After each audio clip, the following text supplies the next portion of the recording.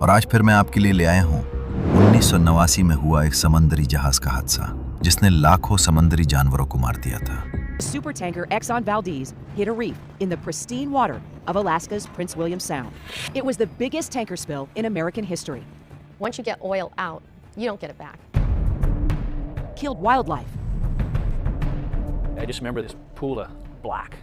and threatened the livelihoods of thousands of people, including this man, the Exxon Valdez captain, Joseph Hazelwood. ये कहानी है एक ऐसा समंदरी जहाज की जिसकी लंबाई 300 फुट थी, जिसने तकरीबन पूरा अलास्का की समंदर को काला कर दिया था। तो चलते हैं दोस्तों इस इंटरेस्टिंग मिस्ट्री वीडियो की तरफ। 24 मार्च 1989 रात के ठीक 12:04 पे अलास्का के बर्फीले समंदर में एक ऐसी आवाज गूंजी जिसने तारीख रकम कर दी। एक बड़ा जहाज एक चट्टान से टकराया और इस एक टक्कर ने 2100 किलोमीटर के समंदरी तह को हमेशा के लिए काला कर दिया। लाखों जानवर मर गए, अरबों डॉलर बर्बाद हो गए। लेकिन इसकी इंक्वायरी अभी तक अधूरी है। ये वाकया एक जहाज की है जिसका नाम था axon वेल्डीज। Wake of the Exxon Valdez. The Gulf spill might already be as much as 3 times worse than the Exxon Valdez disaster. Exxon Valdez की जो लंबाई थी वो 300 मीटर, मतलब 3 फुटबॉल ग्राउंड जितनी इस जहाज की लंबाई थी। इस जहाज में भरा था 5 करोड़ 30 लाख गिलन कच्चा तेल। ये तेल अलास्का की बड़ा पाइपलाइन से आया था और इसे पहुंचाना था कैलिफोर्निया तक। एक रूटीन मिशन थी जो सैकड़ों बार हो चुकी थी। लेकिन क्या आप जानते हैं उस रात इस जहाज के अंदर कुछ ऐसा हो रहा था जो किसी को नहीं पता था, जो एक बड़ी तबाही का इंतजार कर रहा था। 23 मार्च 1991 की शाम एक्सॉन वेल्डीज अलास्का के वेल्डीज बंदरगाह से रवाना हुआ। जहाज का कैप्टन था जोसेफ हेजलवुड। 20 साल का समंदरी तजुर्बा एक्सॉन कंपनी का भरोसेमंद और तजर्बेकार आदमी था। बंदरगाह पर सब ठीक लग रहा था। जहाज धीरे धीरे प्रिंस विलियम साउंड की तरफ बढ़ा, लेकिन बंदरगाह छोड़ने से पहले हेजलवुड उस शाम बंदरगाह के पास एक बार में था और वहां उसने कम से कम 5 बड़े ड्रिंक्स लिए। 5 ड्रिंक्स।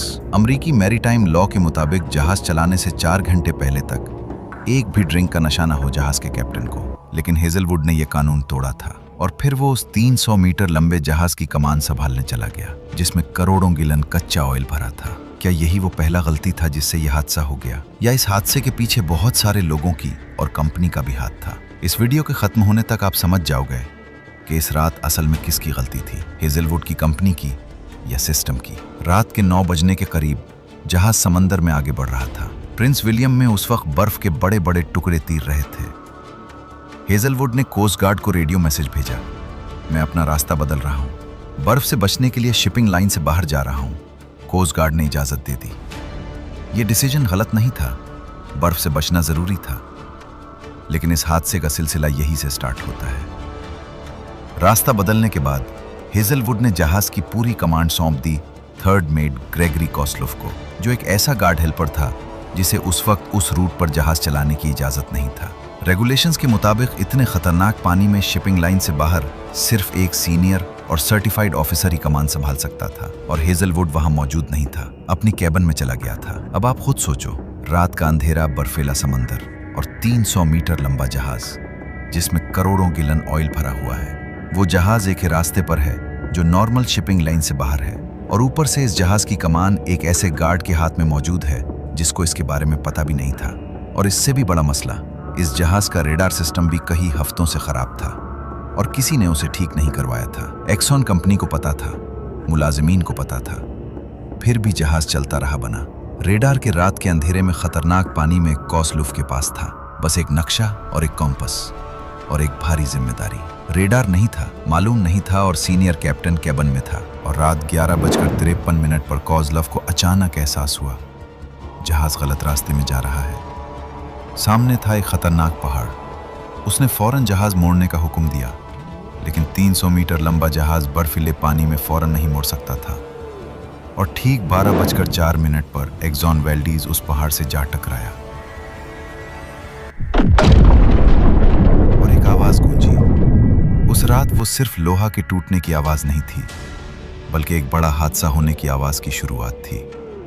जब वो टक्कर हुई तो जहाज के निचले हिस्से में 8 बड़े बड़े सुराख हो गए। 8 सुराख, और उन सुराखों में से जो निकला वो था काला गाढ़ा जहरीला कच्चा तेल। हर सेकंड, हर मिनट जो रुकने का नाम नहीं ले रहा था, यानी 1 करोड़ 10 लाख गिलन तेल यानी सोचो, ये तेल 125 ओलंपिक साइज स्विमिंग पूल में डाला जाए तो वो भी भर जाएंगे। इतना तेल समंदर में एक ही रात में फैल लिया और ये तेल मुसलसल फैलता गया, फैलता गया, फैलता ही गया। पहले कुछ घंटों तक कुछ किलोमीटर फैल गया, फिर अगले दिन 10 किलोमीटर, हफ्ते भर में 2100 किलोमीटर। समुंदर पूरा काला हो गया। ऐसा लग रहा था जैसे किसी ने अलास्का की समुंदर पर काला चादर बिछाया हो। लेकिन क्या आप जानते हैं, जब ये टक्कर हुई उस वक्त कोई मदद क्यों नहीं पहुंची फौरन? जब कॉज़लव को समझ आया कि जहाज पहाड़ से टकराया गया है तो उसने फौरन हेजलवुड को बुलाया। हेजलवुड कैबिन से ऊपर आया, उसने सिचुएशन देखी और फिर उसने कोस्ट गार्ड को रेडियो पे बोला, हम बुलाई रीफ से टकरा गए हैं, हमारा तेल लीक हो रहा है, जहाज से बस इतना। कोस्ट गार्ड के पास उस वक्त उस इलाके में एक भी बड़ा रिस्पॉन्स वैशली तैयार नहीं था। अलास्का में ऑयल स्पिल्स रिस्पॉन्स प्लेन तो था, लेकिन कागज पर असल में इक्विपमेंट पुरानी थी, टीम ट्रेन नहीं थी और सबसे बड़ी बात, एक्सॉन कंपनी ने खुद एक 10 साल पहले गवर्नमेंट को वादा किया था कि अगर कभी स्पिल हुआ तो वो 5 घंटे के अंदर रिस्पॉन्स करेंगे।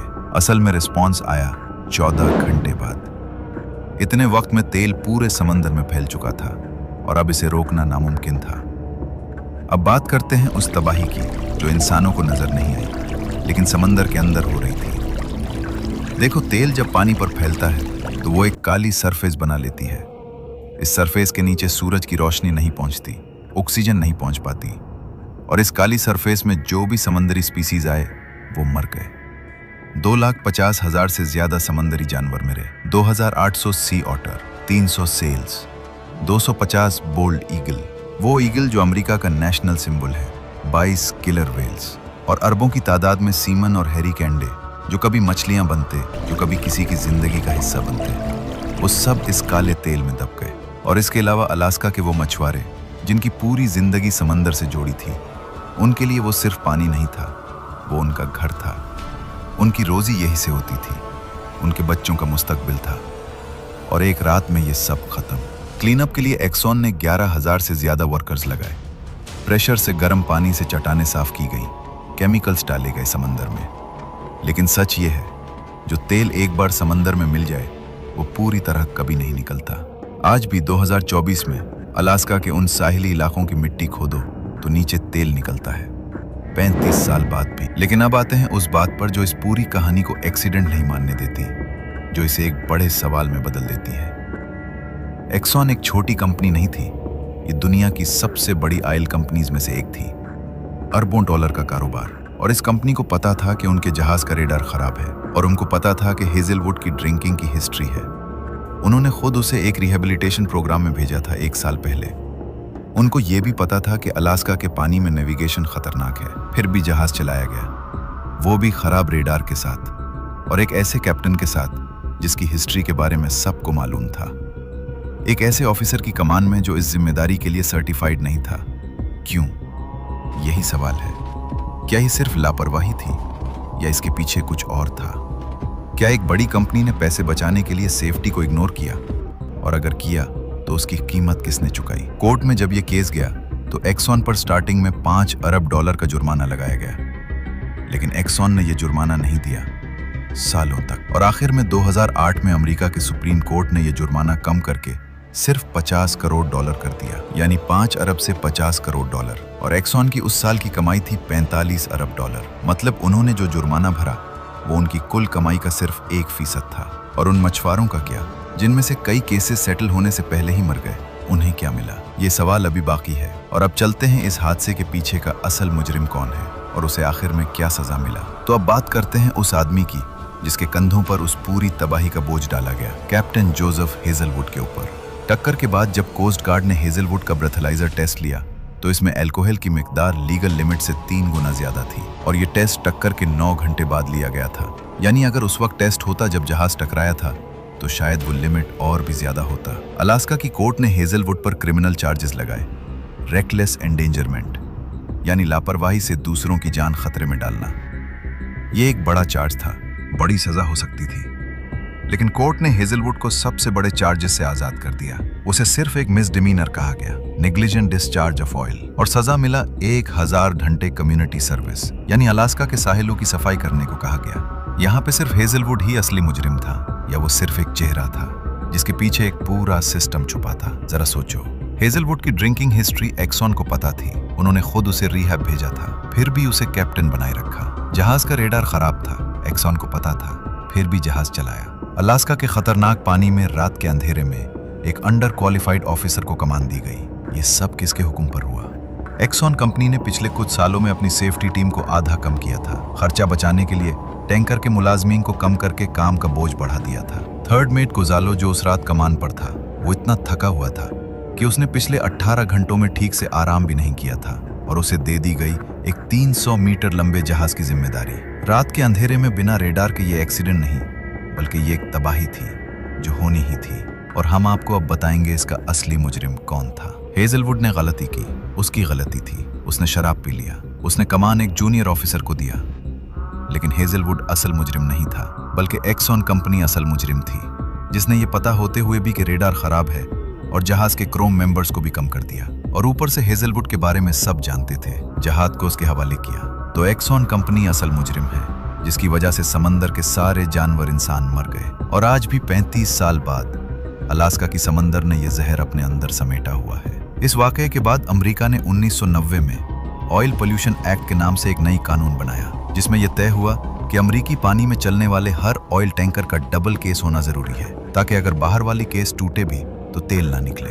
ये लॉ एक्सॉन वेल्डेस की हादसे की वजह से बना और एक्सॉन कंपनी का नाम बाद में बदल दिया गया और उसका नाम एक्सॉन मोबिल रखा गया। वो आज भी दुनिया की सबसे बड़ी कंपनीज में से एक है। उन्होंने इस हादसे के क्लीनअप पर $2 अरब खर्च किए, जुर्माना में 50 करोड़ भरे और आगे बढ़ गए। लेकिन जो चला गया वो वापस नहीं आया। ना वो समंदरी जानवर, ना वो मछलियां, ना वो मछुआरों की जिंदगियां, और ना ही वो साफ नीला बेदाग समंदर।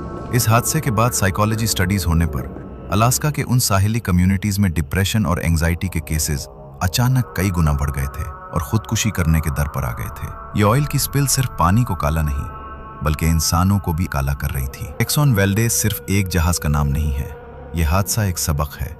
जो जितनी भी बड़ी कंपनी हो या गवर्नमेंट हो, जो अपने पैसे बचाने के लिए कॉम्प्रोमाइज करेगी, तो वो ऐसे हादसात का शिकार होगी। और तारीख में 24 मार्च 1999 की यह हादसा लिख दिया गया। और दोस्तों, अगर आपको समंदर का ये एक हादसा बड़ा लगता है तो रुको, हम आपके लिए आगे इससे भी खतरनाक हादसों की डॉक्यूमेंट्री लाएंगे।